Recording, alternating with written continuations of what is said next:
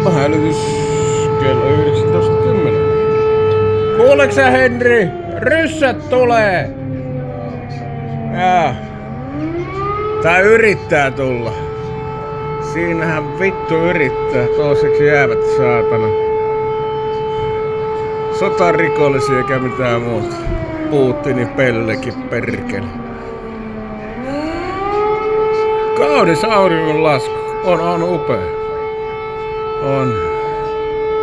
On hieno. Ei tää hälytys paljon näitä ihmisiä hätkää. Ei näkyy. Tuollakin lastenvaunulla liikutaan kaikessa rauhassa. Ja pariskunta tuolla menee kävelee. Ei hätkää.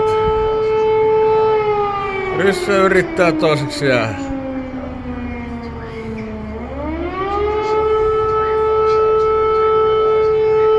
On hienot on maisemat. Tää kaunis maa, Ukraina. Kyllä mä arvostan näitä ihmisiä. Mä oon rohkea kanssa. Peräänantamaton.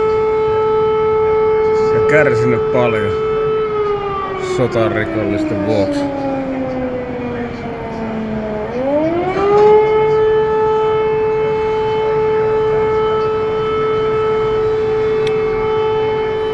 Missäkään se elokapina on? Tähän ryssä tuhoaa tätä Ukrainan luontoa ja meidän kaikkien ilmastoa Euroopassa.